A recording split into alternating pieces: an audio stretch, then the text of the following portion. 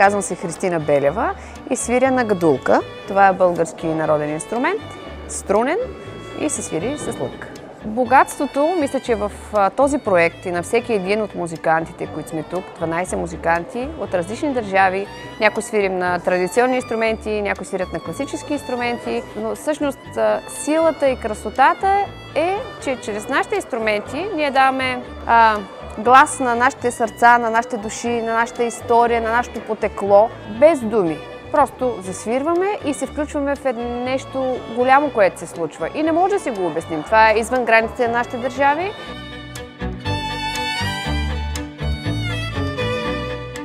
Идеята е прекрасна. Може би мотива да се избере Ода на радостта е за това, че обединява много хора и че радостта е свързана с дълбокото и силно чувство на любов, което ние трябва да излъчваме и да споделяме с хората около нас. Защото ако всеки един човек е добър и излъчва любов и се държи с хората така, както иска с него да се държат, истината е много проста, много семпла.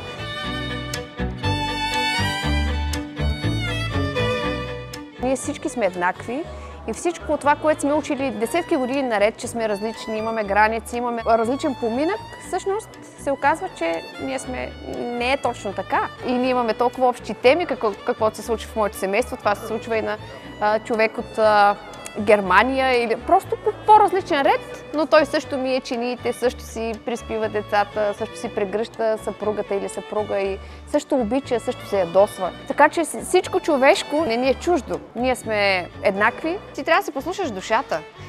Така че аз съм извън тия граници, не ги разбирам, с това не мога да дам отговор, тъй като приемам живота по друг начин. Това, което човек усеща и че не е нужно да сложиш етикет. Да, това е българско, това е македонско. Едното е хубаво, другото е още по-хубаво. Няма такова нещо. Мисля, че човек да си слуша душата, да е мирен със себе си и да прави красива музика.